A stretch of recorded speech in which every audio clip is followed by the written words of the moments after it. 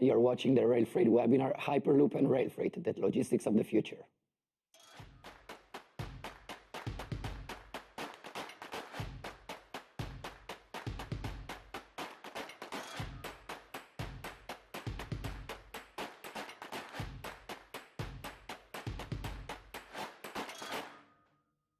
Good afternoon, everyone, and welcome. Today it's Thursday, 13th of April. My name is Marco Raimondi, and today I will be your host for this webinar from our Pro Media studios in Rotterdam. The debate about Hyperloop and Hyperloop-inspired technologies applied to rail freight has been attracting the attention of an increasing number of people. Today we are going to discuss about this with our online speakers. Joining us online, we have Giacomo Pareschi, from Sustainable Transport Engineer from EuroTube. Hello, Giacomo. Hello, thank you. And we have Kacper Koniarski, Product Management Director and co-founder at Nevomo. Good afternoon, Kacper. Good afternoon. Hello. Thanks to both of you for taking the time to join us. With Giacomo and Kacper, as I said, we're going to discuss the situation concerning the application of innovative technologies for rail freight. I would also like to mention that our online viewers can interact with by sending questions into the online chat, that the questions will be read at the end of our discussions for a Q&A session. But now, first, I would like to ask our speakers to give us a little introduction about their company. I don't know if Kacper would like to start first. Yes, of course.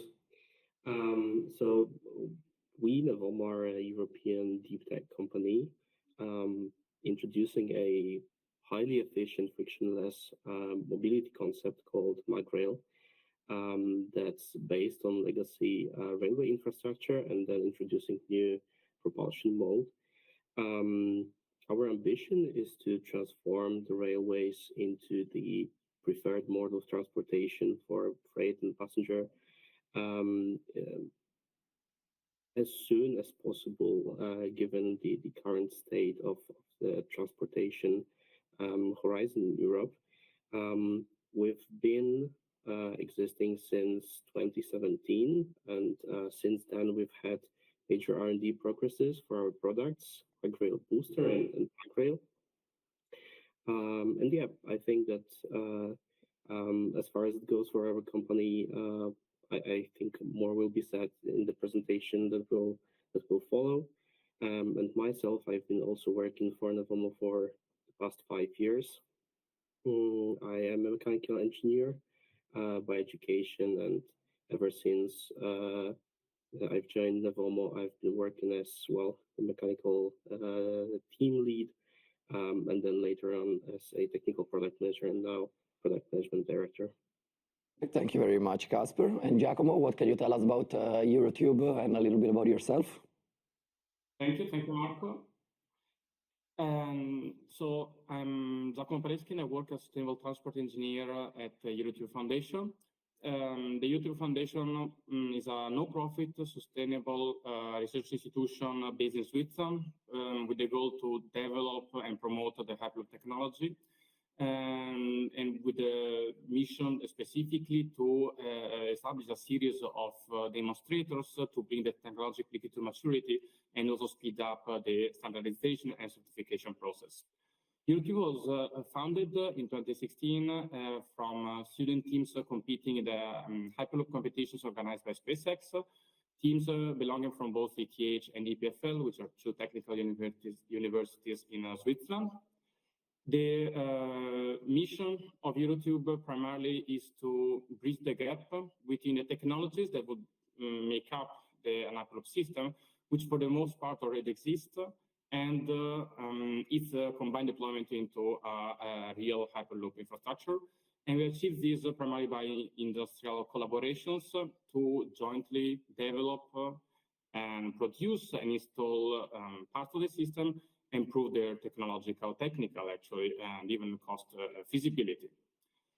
The core focus of EuroTube is the infrastructure, not the vehicles of Hyperloop, because we quickly identified it as the critical part of the system due to its very large cost, environmental footprint, and also complexity of the different parts.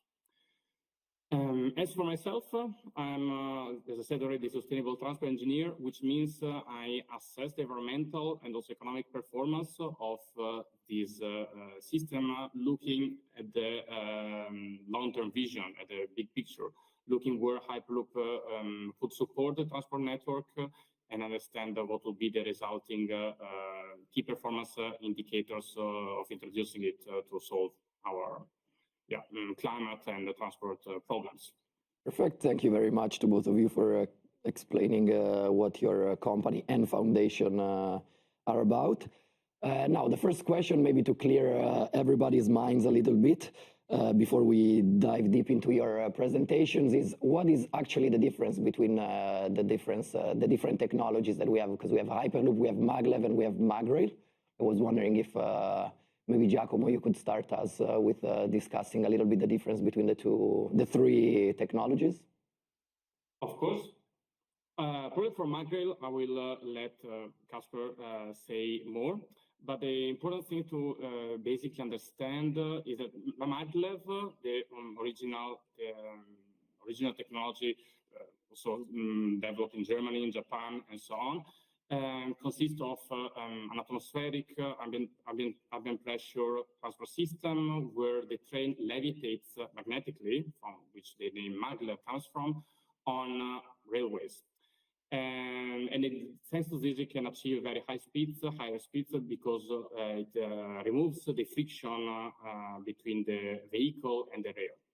In Hyperloop, the key concept is to enclose a maglev, basically, into a tube where you lower the pressure to values that range between 1 to 100 millibar, depending on the specific technological approach. This allows to achieve even higher speeds. So while maglev aim at 400, 500 kilometers per hour, Hyperloop aims at 900, even 1,200 kilometers an hour. And this can be achieved only in low pressure environments because of the paramount impact of air friction at speeds higher than 400 or 500 kilometers per hour. For magrail, I would leave the word to Kacper.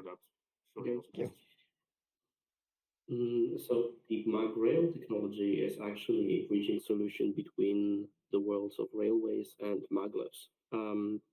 So what maglevs actually do, and this is what Giacomo said, is this is basically levitating trains on an infrastructure. Then in this particular case of maglevs is redundant. So it's not standardized rails, it's not standardized infrastructure. This is a completely new, very specific type of infrastructure that the trains, maglev trains, specifically use. Whereas on railways, of course, we have the well-known rails and the types of rolling stock that we see every day almost.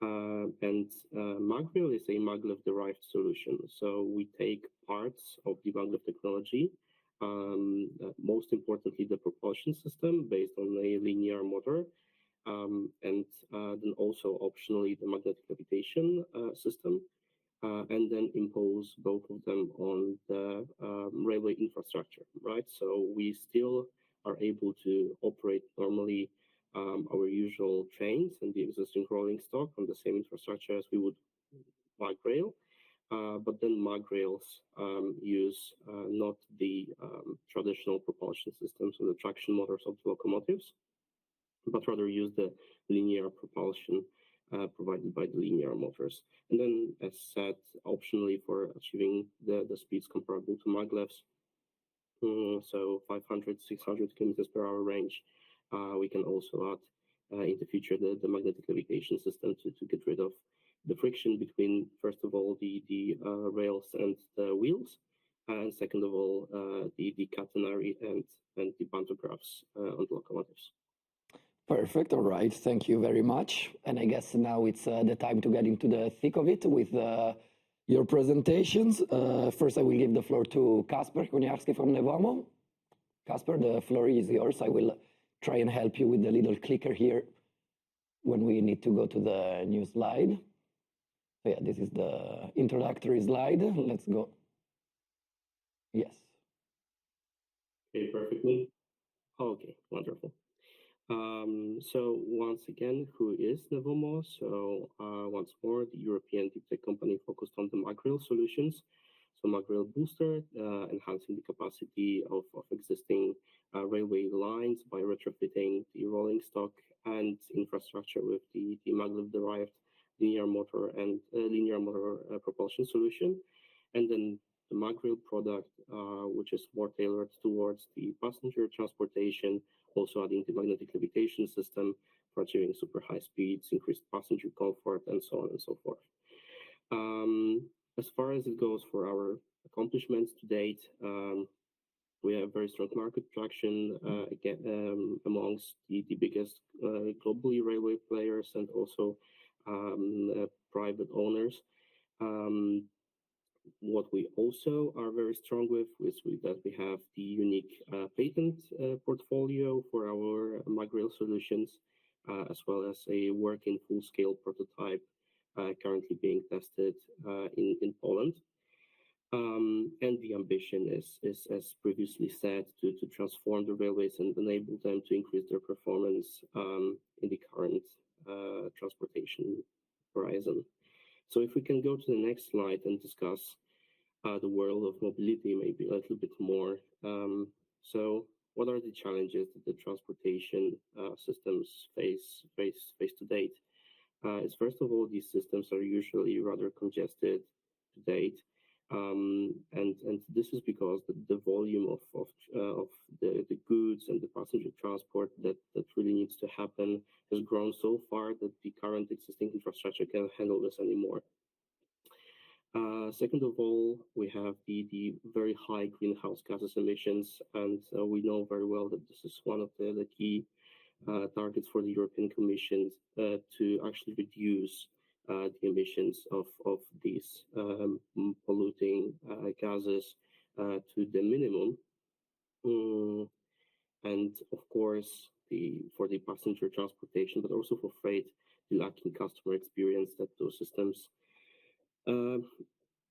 typically give us nowadays, because first of all, those systems are not very efficient. They are not automated yet, and also even today, you know, the prices are raising basically month to month very steeply, and we also need to care about the passengers and also the freight customers, railway undertakings to be able to basically make profit with their operations. And we think that, of course, the hope for the transportation lies in railways. Of course, they are the mid-range transportation solution of choice, where we are not the last mile carrier. This is basically served by the road transportation. We're also not the long haul carrier. This is the sea transport and the air transport, and the rail sort of has this purpose of bridging all those different systems together, and it is very, of course, energy efficient. It is green, but unfortunately, especially in Europe, the system is not yet delivered what it promised. And to tackle all these problems, if we can continue with the presentation, we offer our MagRail products from Nevomo. So the key benefits that we want to provide to the customers is to increase the capacity of their operations, to simplify the technologies that are currently present in railways, have as low costs as possible for the system, and also decrease the time of implementation of those railway solutions, and then also help with the competition that's raising around railways, coming from autonomous trucks, for example, from one side, also then more and more market gains by the air transportation and sea transportation. So we want to help with all of this. We want to do this by having the enhanced system performance. We want to do this by introducing more automation in railways, and this is done by the propulsion mode that we include in our railway solution, and of course support all of this with cutting edge AI-based infrastructure diagnostic systems for helping with maintenance and reducing the operational expenditures on these transportation systems. So our product portfolio consists of two main products. First of all is the Mag Rail Booster, which as said is based on retrofitting existing rolling stock and infrastructure with the linear motor propulsion, and Mag Rail system, which by extension of the levitation system will enable to reach even higher speeds for some specific transportation types. And one important aspect, especially in terms of today's discussion, is that this Mag Rail system is also meant to be compatible with Hyperloop to create this interoperable network of railways, Mag Rails, and Hyperloops in the future. Maybe some words about the technology itself now. So we can see on the slide, which is now gone, that to the rolling stock that we have, we mount a permanent magnet assemblies, and we also have the stators, which are the windings of the powered side of the linear motor. And the key benefit of such solution is that we actually can control the fleet of rolling stock from the infrastructure, not from the vehicles. So this brings you the very high benefit of actually being able to have the automation of operations done very simply.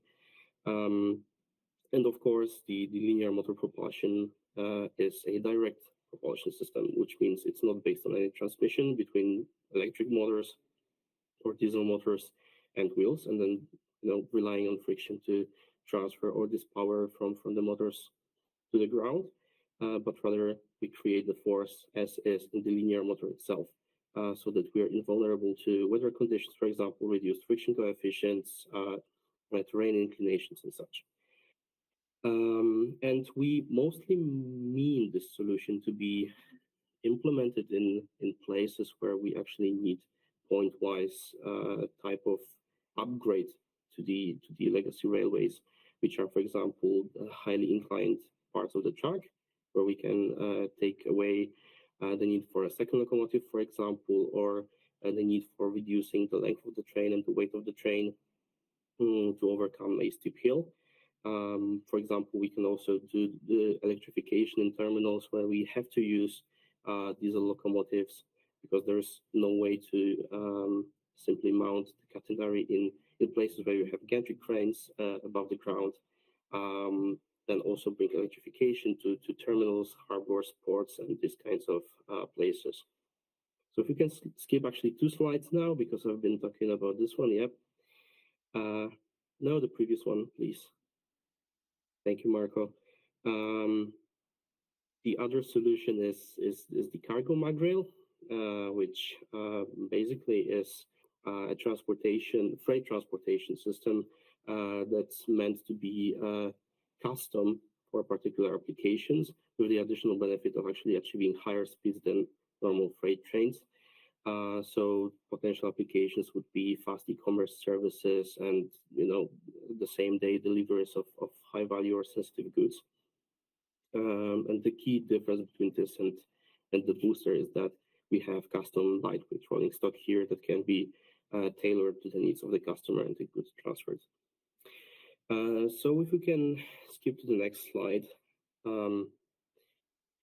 Again, the features that we bring to underline them once more are the automation and electrification, the increased dynamics of the train sets, and the flexibility and velocity of operations. As simply said, all the different applications mentioned are of course, let's say, the inclusion of mag rail in those applications is very beneficial for the customers, because this really enables increasing the capacity, reducing the operational expenses, and the total cost of ownership of the system altogether, and of course increase the flexibility of operations that they have, especially if we're talking about terminal operations or harbor operations, where, let's give a brief example, the shunting operations currently are mostly manual and based on pushing with shunting locomotives, and in here where we can essentially retrofit any wagon with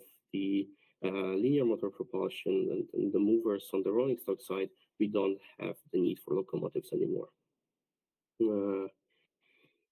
As far as it goes for our to-date accomplishments in terms of research and development, which are shown on the next slide, starting in 2019, we had this demonstration of our proof of concept with a 1:5 scale linear motor propelled and levitating small vehicle, and then continue with some medium scale test track for our propulsion system mostly. Currently in Poland, we are testing our vehicles on a full scale test track. So these tests are well underway, and we'll be able to show the results of those tests around mid-year. And looking into the future, of course, we're already set our eyes on future pilot implementations of the technology. First for the MagRail booster application in terminal closed infrastructures without access from external rolling stock to test the system in real life operation, gather data about the costs, the manufacturing, the serviceability of the system and such to be able to commercialize the solution very, very soon. And as discussing this commercialization aspect, we also think that current European landscape for such innovative solutions is actually looking very good for companies like Nevomo and EuroTube, because if we're looking about how maglevs were developed back in the day or other solutions that were basing on like non-standard propulsion systems, they really happened maybe too early and really had no real political interest because there was no agenda behind those systems rather than only like increasing the technology state because we can. These solutions were not interoperable. They were super expensive and still are to date. And really, other than increasing the speeds for passenger transportation, really brought no other impact for the transportation. And I think mostly, or maybe one of the best examples would be actually greenhouse gases emissions. Like, sure, the operations themselves were fully electric with maglevs, but the total spendings and the total emissions of like all the manufacturing and all the production assembly costs were super high. So this made those solutions not be widely applicable. And even to date, we still have current developments in terms of maglevs from China and Japan, but they still are greenfield only projects and not being connectable to any other mode of transport, which we fear may face the same problems as they did in the past. In Shanghai or with the German developments, where really the problem was that it was just a 30-kilometer line and then there was nothing more to connect it to. So this was one of the biggest problems with the solution, looking from the current perspective. So maybe to discuss a little bit more about hyperloops now. We think that MagRail really can solve this issue that was just presented, where we see the potential that Hyperloop brings, but without the Hyperloops really being connectable to other means of transport, the benefit really drops. Because we have to change vessels, we have to transport goods on and off the Hyperloop vehicles, and we have really no network effect. So if we have these bridging solutions between railways, which have very large network of connections and established technology, safety rules, regulations, and all of this, if we can connect this to Hyperloop and draw from these experiences and draw from this legacy, we really can think that this really enables Hyperloop to bring the best out of it. And the key benefits, I think, of this approach would be that, like, one, we connect the different Hyperloop sections together and create this network of interoperable Hyperloop, MagRail, and railway network connections, right? Then we can upgrade the railways as they are without the need for fully, redoing all the constructions without having to acquire the land. So basically taking away the greenfield problem that Hyperloops would have. And then also we can help with standardizing the Hyperloop solutions, because I think Giacomo will also maybe mention this in his presentation. We still don't have a real technical convergence on the Hyperloop systems. So looking forwards, we really need to make sure that we actually do have some backbone to all the Hyperloop developments to make sure that if different developers actually create those pilot implementations and then even commercial lines with Hyperloop, we really can connect them together, because without it, we will have the same incompatibility problem that we currently have with maglevs, and then really all the effort put into the development of these systems, I think, would go maybe not to waste, but the benefit that we can take from this will be really, really lower than it could actually be. Of course, this requires some prerequisites to happen, of course, some technical aspects, but also regulatory aspects that are very important for those innovative solutions, because there are no regulations currently allowing for developments of micro systems or Hyperloop systems. So it's rather difficult to be able to even obtain approvals for tests of these kinds of systems, not to even say then full authorization for commercial use. So this really needs to happen also as soon as possible. And well, European Union has been known to really overcomplicate things with the regulatory framework in the past, but well, they have their reasons, which we can discuss later on. But for now, this really hinders the development of our systems. So yeah, for now, maybe this would be all from me. Thank you very much. Thank you, Kacper. Thank you. His presentation. Yeah, before we do that, I just wanted to give a quick introduction to my colleague Nikos Papatolios, who joined us in our studios, and he's gonna take care of all the questions from the audience in our online chat. Welcome, Nikos. Hello, everyone. Hello, Marco. And now we can. Now I will give. If I may interrupt you, I already have a question that needs to be asked, and is it okay if I do it yes, now? Definitely. And I think this goes for Kacper. There is a question from Manuel about the MagRail booster. And Manuel asks whether you need to also retrofit the locomotives, and if there is an estimation about the possible costs that this would entail. Yes. So as for the costs, this will heavily depend on the application, of course, and well, the type of implementation that we're discussing, because there are many with the same technology. To name two, we have, for example, automatic wagons that do not need to be connected to a locomotive. So this would be a good shuttling solution, for example, in between like points A to B, only moving between those two in this on-demand type of operational schemes, and also fully automatic, and then maybe even autonomous in the future. And on the other hand, on the other side, we would have boosting the trains on inclines, for example, or boosting the trains, the freight trains going off the passing tracks when they have to be overtaken by faster passenger trains. Mm-hmm. So depending on like which applications we will take into consideration, the costs will vary very much. So it's difficult to discuss them now. But I can only say that these are way lower than building, for example, new railway lines that will go in parallel to the existing one. So the costs are way less than this, to give you some point of comparison. All right. And I'm sorry, but I really did forget what the first part of the question was. No, it was about the retrofitting of the locomotives and how much it would cost. So I think I partially answered this. So you don't need to, but if your application doesn't require it. So if we're talking about channels or automatic movements of single wagons in a terminal scenario, for example, then you don't need to do this.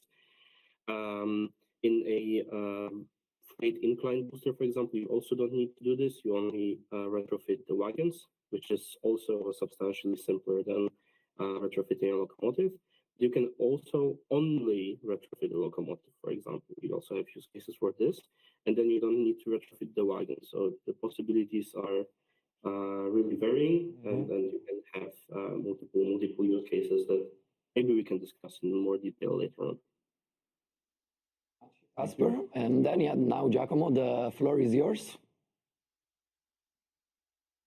Perfect. Thank you very much.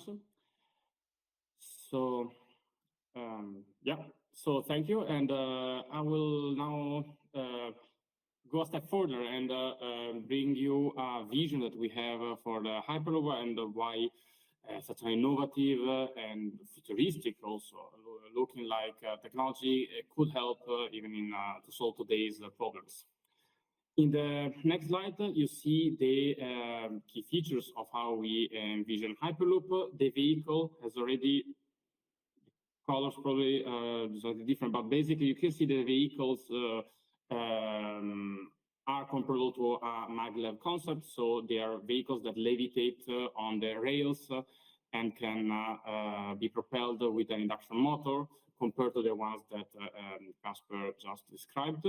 But we have this additional element, which is the infrastructure, this tube that you can see that encloses the vehicle. The function of this tube, as I briefly introduced before, is to create a low pressure environment, which will be maintained by a set of pumps, which you can see on the right side of the picture. Pressure that we mentioned will be in the order of 10 to 50 millibar to allow high speeds up to 1,000 kilometers per hour. In the next slide, we explain what can Hyperloop do in today's world. And let's clarify something immediately. These are very high speeds that Hyperloop offers are thought primarily for passengers, who are the customers willing to pay for such speeds and such short connectivity times. But once such an infrastructure that can achieve this speed and that offers a capacity is there, it could be very appealing for a freight to take part in it as well. And let me give you some figures just to clarify why. So first of all, you can see that 9% of today's European emissions come from shipping and aviation, aviation accounting for both passenger and freight being about a third of it.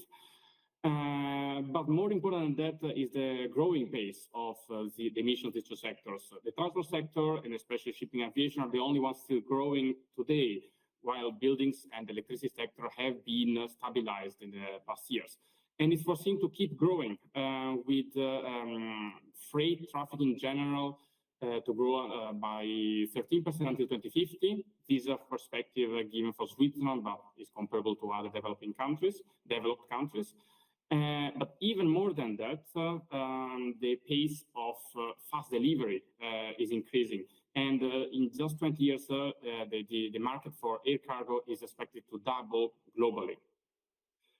And to give us this urgency, one last number is important, which is 9, the number of years that if we keep emitting CO2 emissions at the current 2022 level, we would deplete the carbon budget, meaning the total CO2 emissions that would keep us below 1.5 degrees above pre-industrial levels. So action is required. Every sector has to be decarbonized and every option has to be considered. On the right side of the slide, I'm showing some other numbers which give the potential that, of Hyperloop. On one side, the market value of freight of goods that require fast transport is larger than maybe thought, 35% globally, up to 50% in Switzerland. This is the current market of air cargo, which is primarily used for fast deliveries of perishable and time-sensitive goods. And Hyperloop can jump in, bringing a fully electrified infrastructure, fully electrified transport system that can run, therefore, on renewable electricity. And of course, there is the problem of the infrastructure, of this linear infrastructure that will need to be built, which also could have an environmental impact. But our analysis, which include a tube and infrastructure made of concrete, that's quite important, show that you can still achieve a 95% CO2 reduction compared to aviation, both for freight and passenger. So we see Hyperloop that has a chance to play a role even in this high-speed freight business. But let me show more specifically which industries will benefit from it. In this slide, I describe the typical goods, which we all know as requiring a fast transport times. So anything that would be either very high value, would be perishable, that is time sensitive for its nature. And these products mostly belong to some industries, primarily the pharmaceutical one, with all the medical drugs that can be shipped, are lightweighted and high value density, but also high-tech machinery. And that's also important to keep in mind that Hyperloop doesn't suffer the same, for instance, weight problems that air cargo does. And of course, all the food industry, which is big, is substantial, and a quarter of all global CO2 emissions can be accounted for food production and transportation. All of these would, all these goods would look at Hyperloop as a valid alternative for their transport. But last but not least, there is this new, faster mode of ground mode of transport would enable also to change the way the same-day delivery works, and therefore would enter the market of e-commerce for any good, any consumer goods that we buy and we order to have on the same day.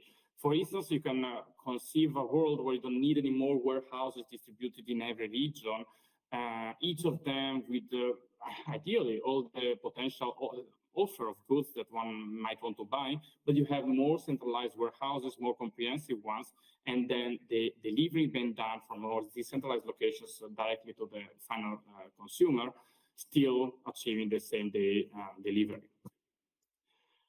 But why then why Hyperloop then? So we said that there is a market for these high time sensitive goods, that action is needed to decarbonize them, but why not using conventional modes of transport like railway or aviation? Well, railway does suffer already from some problems beyond the interoperability that also Kacper mentioned before. It tries to, it's already shows some signs of saturation, specifically in some regions, and it suffers from the impossibility to disentangle different speed regimes. On the same rail network, nowadays we want to both run freight trains, regional passenger trains, or high-speed trains. And we already observed this doubling of the infrastructure in some places. And Magrail is, for instance, a solution to avoid this doubling where it can be avoided. But there are some bottlenecks where maybe doubling is anyhow being taken into account. And at that point, one can think of what would be the most efficient mode of transport if one has to be built, if an additional highway or an additional railway or a different system. And Hyperloop is one of these ones. And the other mode of transport traditionally used for high-speed or fast shipments is aviation, air cargo. And this, of course, right now is well-known, aviation being one of the most critical sectors for the emissions of CO2 and the impact on the climate. And the main path forward that the world is currently investigating is sustainable aviation fuels, both of electric origin or biofuels, which, yes, are greener in terms of CO2 emissions, but require a lot of renewable electricity. Renewable electricity which still need to ramp up, and firstly should be allocated to the power sector, where the electricity is already the final product before being used for producing fuels. Another aspect that aviation suffer from is the airport saturation, which is also being observed primarily in Europe, but in general, land is being occupied, runways are already quite densely utilized, and there's not much more free capacity available. And last but not least, well, airports are noisy and they will stay noisy also if you would to switch fuel, for instance. And an important climate effect, which are contrails, the condensation of vapor or steam coming out of the engine, has also a larger climate impact and is not solved if the fuel is not fossil but renewable. And that's also a problem that therefore will stay with aviation regardless of the cleaning of their fuels. Now let's look specifically at Hyperloop and this concept of the vehicle inside a tube. And I want to introduce an important concept, which is the one of blockage ratio. It's the relative size of the vehicle compared to the tube, and therefore is an index on one side of the capacity that the vehicles have, passenger or freight capacity, and the room left for the remaining air, even at low pressure, to move around the vehicle when the vehicle passes through. The larger blockage ratio, up to 0.83, as we foresee, enable to transport more capacity, but of course would choke a bit the air traveling in the air in the tube while the vehicle travels, and would still increase energy consumption. The blockage ratio 0.83 has been chosen with our designs and calculations to still transport, however, for instance, a ship container. But that's not the only mode, right? So the only way that freight is transported. So if we go to the next animation, also the smaller vehicles can be used to transport palletized goods. And most goods in Europe, I would say, unfortunately, because of the lack of standardization, still travels in a palletized form. This is important because you could therefore use the infrastructure for two different purposes. On one side, you want these high vehicles that travel at very high speeds and require a lower blockage ratio to lower the energy consumption. And this could be both passengers and palletized goods. On one side, you could have these larger vehicles, which transport containers, which can occupy more volume of the tube and travel slowly in order to still achieve a good efficiency. The next slide provides a more concrete examples of the energy consumptions that the Hyperloop system would have. On the y-axis is the normalized energy consumption per person kilometer, but the calculation or the analysis holds the same for freight goods. And on the x-axis, you see different Hyperloop designs, primarily by blockage ratio or pressure level. And the take-home measure from this plot is that if you look at the three central bars around the reference case, by changing the blockage ratio, the energy consumption quickly increases. And this specifically because of the red bar, which is the energy consumption due to the aerodynamic drag, the choking effect that I just described. Now, therefore, what we can think of is the next plot, in the next slide again, where basically one can exploit the infrastructure to accommodate both passenger freight demand at different times of the day. On the left bar plot shows the number of vehicles you could have traveling on this tube while maintaining all safety measures. The blue ones will be the passenger vehicles, which would follow the typical demand of passenger travel during the day, while the red ones will be the freight vehicles, which can travel, for instance, in the night when passenger demand is absent, with the larger vehicles with containers that I just described, because they could travel lower speed without slowing down the passenger vehicles. But then they could also run in times with the passenger demand, but with the smaller vehicles in order to transport the palletized goods. All of this to show that basically it would be a very flexible infrastructure built primarily with the passenger use case in mind, but with the capacity freely available for freight and different types of freight in different forms.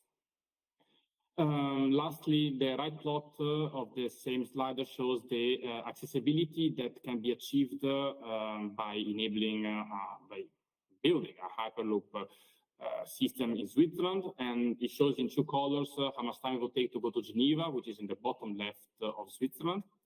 And the light blue means it will take less than 90 minutes by public transport. and dark blue more than 90 minutes. Again, this is a passenger use case, but shows how very quickly one can improve the reachability of different regions in with a hyperloop system and make the whole country, not only the main connected cities, but also the regions around it, which are connected with a last mile delivery van, for instance, still benefit from this faster backbone transport system.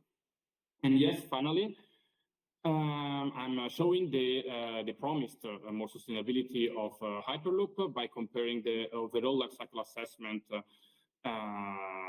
by comparing the global warming potential for the whole life cycle of these three modes of transport, Hyperloop, railway, and aviation. And for aviation, I'm showing two cases, both one fuel with a conventional jet fuel, fossil jet fuel, and one with a renewable electric fuel. It's interesting to observe that even with the electric fuel plane, the Hyperloop and railway perform much better, specifically because of the higher efficiency. They are directly electrified. They don't need to go through electrolyzer, Fischer troughs, and so on, and then back into inefficient combustion engine in the plane. The largest impact for Hyperloop would remain the infrastructure, as is intuitively expected from the construction of these concrete tubes.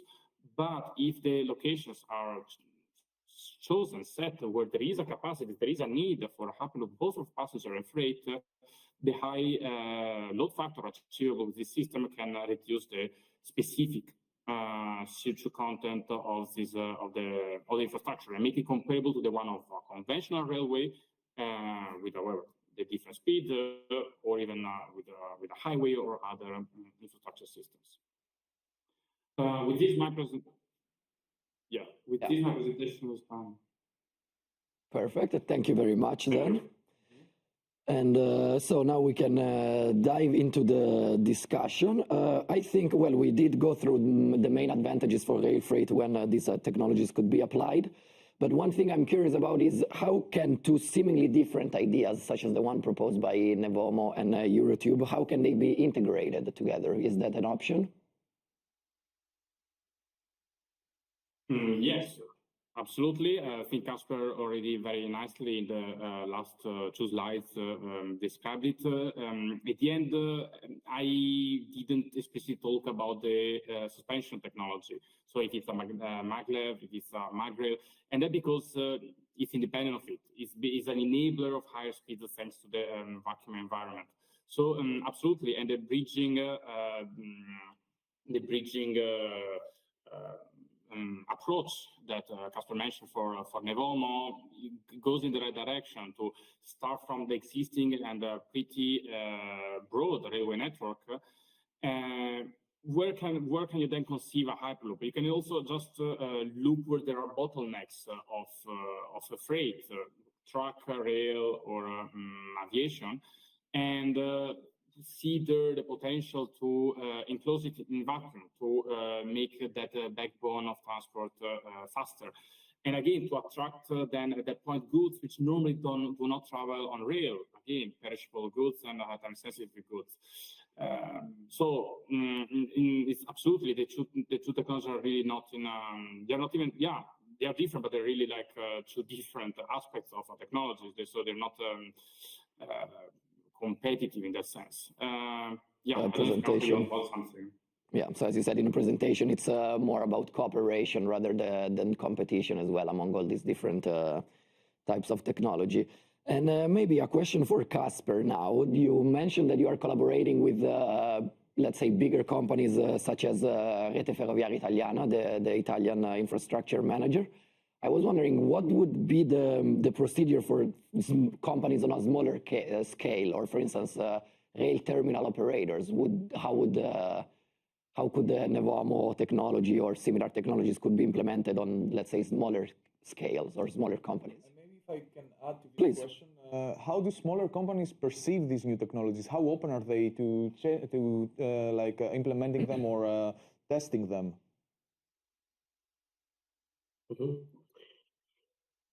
First of all, it's, from my perspective and Nevomo perspective, very important to work with the big players in the industry because they kind of set the standard for what's being used in everyday operations, right? So if we have a new solution that would enable, I don't know, automatic coupling and decoupling of wagons, which would be the DAC example that is, you know, in development for the past years and will soon be implemented in railways. Like, this is because the big players pushed for it, right? So it's also important to us to make sure that we have the interests of railway undertakings, and I think more importantly, infrastructure managers from across Europe to be able to make sure that the system will be well received by them, so that they can actually make use of it in the future and benefit to a large degree from it as well. And as far as it goes for the lower scale companies, let's call them like this, of private sidings, terminal operators, such, I think it's also even in this, you know, vacuum, of, you know, not being really caring a little bit much about the scale effect or the networking effect that our systems can have. It's important to them because let's take the example of ports and harbors, right? Where single % of increase of throughput in their terminal operations results in very significant reductions of costs, or looking from the other perspective, being able to just have more volume of transport. So that's very important.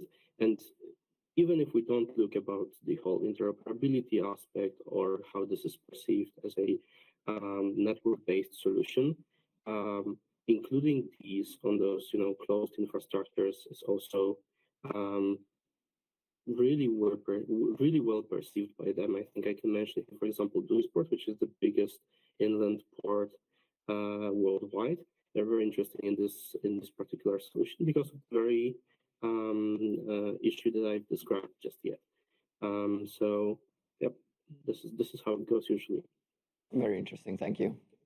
If I can ask something more, you mentioned the networks and you also mentioned the importance of big players, and I of course agree with this viewpoint. My question is, for instance, if let's say potentially Duisburg or Hamburg get into the game in the future, how will the network, the hyperloop or like inspired network look? Will it be based on large hubs or will it also include smaller hubs? And how can this develop? Will this develop like on a parallel to the existing network and railway lines, or will it be a completely new network? I think that hyperloops could be like those, you know, jump portals, let's call them, in between large logistics hubs, right? Where we need to look at this from, you know, the reality perspective, right? Where, you know, we have historically established locations for the ports and logistics hubs. Currently, we have grown a network of railways around them, a network of road infrastructure around them and such, right?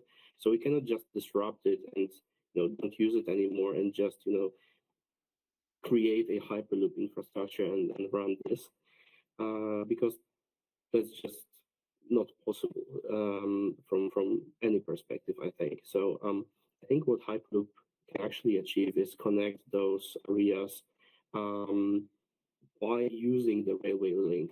This is what we're trying to achieve with MagRail, where we can actually keep what we have or modernize it, only not disrupt our whole historically established operations, and use the hyperloop to increase the efficiency of those systems. So from this perspective, I think we can skip the congestions of railways, not having to go for stations, not having to care about passenger traffic during the day, correct?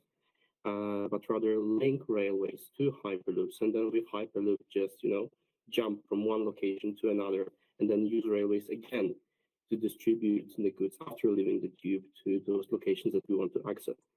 In passenger case, I think this is even more highlighted, right? Because if we're talking about passenger transportation with hyperloops will have the problem of not being able to really enter city centers, for example. So this would be similar to using airplanes for passengers, right? Where we have to go to the airport, go through security, then jump onto the plane, and then from the plane, when we arrive, again go from the airport to our city center and such. And railways don't have this problem. You can travel from city center to city center, no problem. It's just slower than airplanes, right? And not really viable for very long ranges.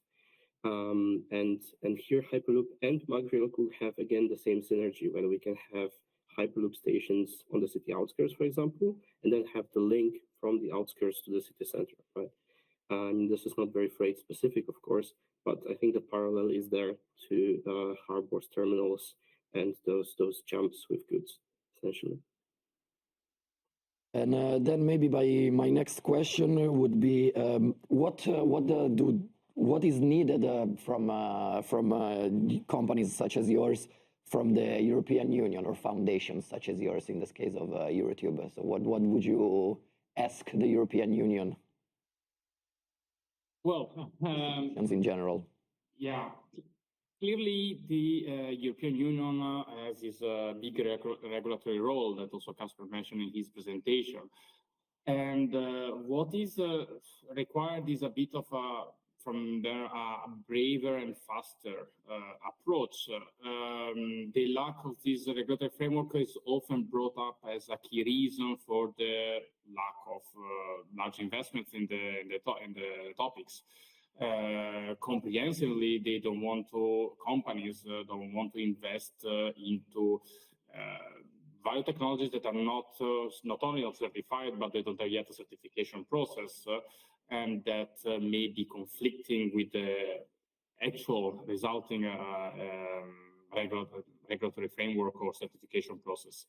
So that is one aspect. And of course, then on the other side will be these more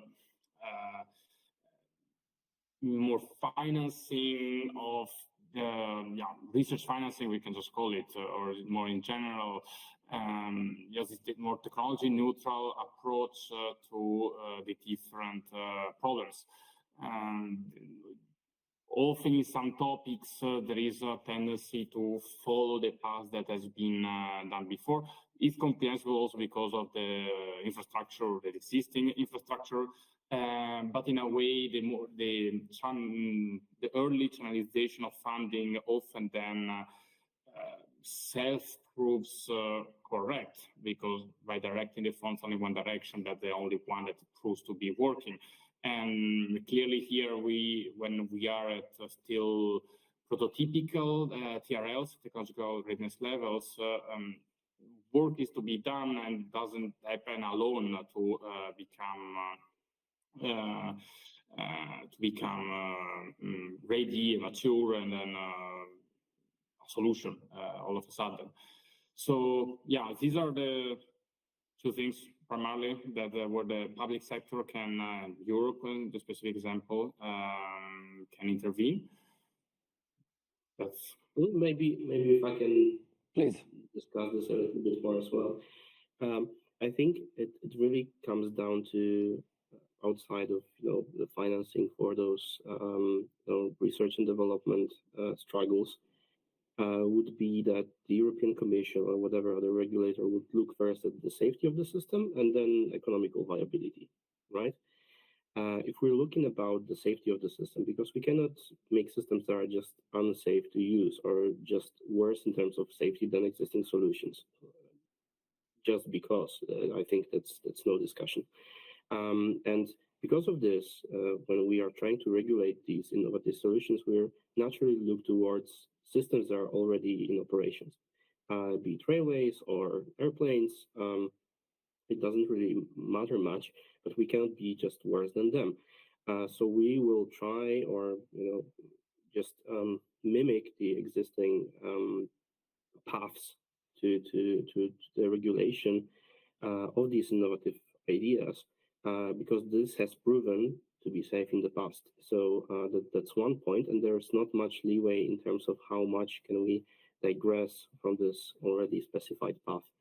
And then in terms of economical feasibility, it's also very difficult to invest in these solutions when there is no clear message about how much this would cost in the future. And we're not only talking about how much CapEx this would take, So basically how much it costs to build the infrastructure, but then also how much it takes to operate the infrastructure. So I think it's very important to have broader LCA and TCO analysis, but this is also possible only after we build and test them. So this is kind of this closed loop of not having a really clear solution to this, because on one hand we would have to have the answer right away to get the funding, and on the other hand it's difficult to say more about those things than only simulated results without real life tests. And this is how it unfortunately ends. There is a related question from the audience, Kacper. Yusuf asks whether there is a time frame, a relatively concrete time frame for testing the technology. Yes, so pilot implementations for MagRail specifically, this would be 24 and 25, so the following year and the year after, with first commercial applications in 26. And this, I think, follows the generic timeline of the European Commission as well, in terms of how much do we have to speed up with the developments of the railway system, specifically in our case, Nevomo, to really be competitive and use the window of opportunity that is currently open for us. So I think in 3 years we'll have commercial applications of the booster technology. Perfect. I would say this was a good segue to go into the Q&A. If there's any interesting question more from the audience, maybe we still have a few minutes to discuss them. Yes, well, most of the people say that the questions are already being answered, so I think we're doing a good job here. Perfect. Yeah, so far all questions are answered. Perfect. Then maybe as a nice closing question, I would like to ask both our speakers, what are some of your hopes for the future of these technologies when it comes to rail freight? So maybe I can start. My hope for the future is that we have more freedom in terms of testing and regulation, and a little more bravery from the stakeholders in the European Commission and connected entities to invest in this a little bit more, because the change in the paradigm will have to happen anyways, be it because of the climate change or increasing competition from the Eastern Asia countries, for example. So however we want to look at it, we need to do something to increase the competitiveness of our own European transportation systems. So this would be one point. More openness, more freedom in terms of regulation and open-mindedness. And I think from the other point that I would want to mention is that looking at railways, I think that we need to also try to simplify a little bit more the procedures that we currently have to follow in terms of being able to obtain approvals for use. I think it's very important because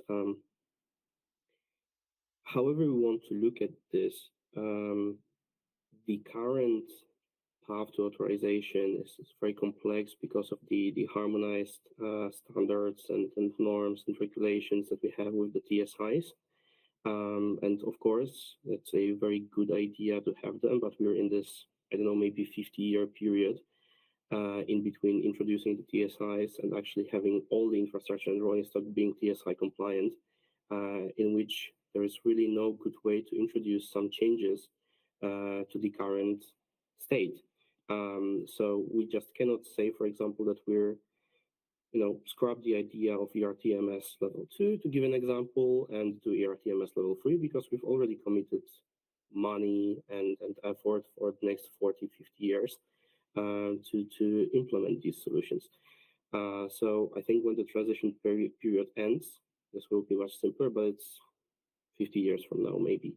So we need to find a solution to include innovative ideas and changes to the technology in the regulatory framework as is, and as soon as possible. And this is what I hope the European Commission will realize very soon and also help with this.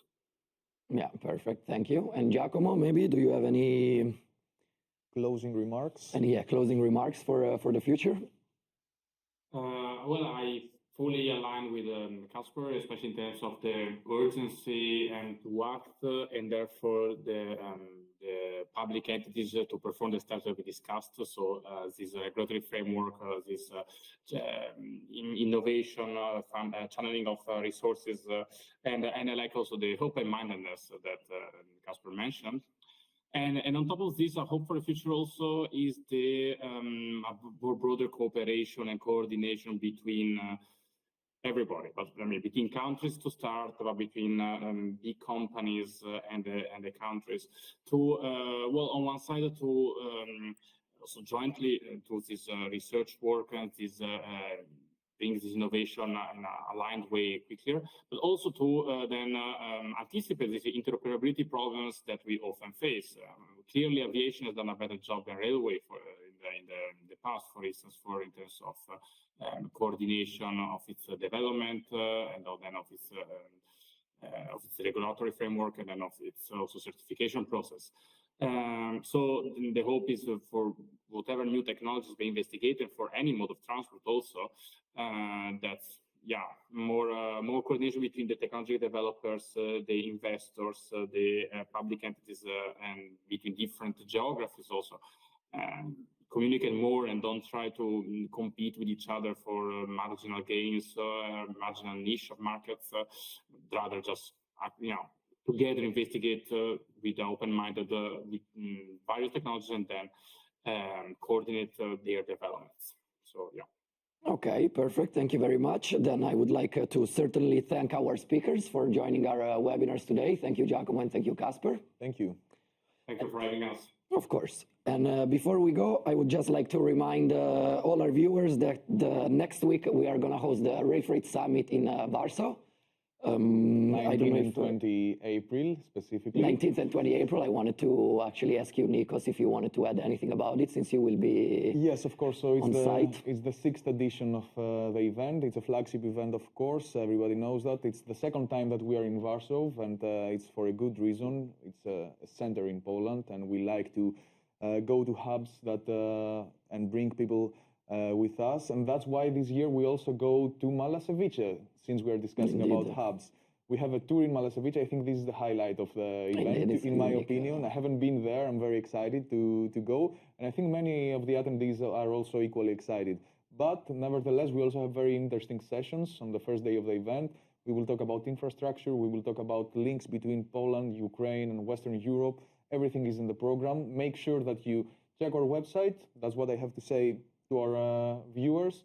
Check the website, and if you haven't registered yet, there is still some time to book your tickets, even in the last minute.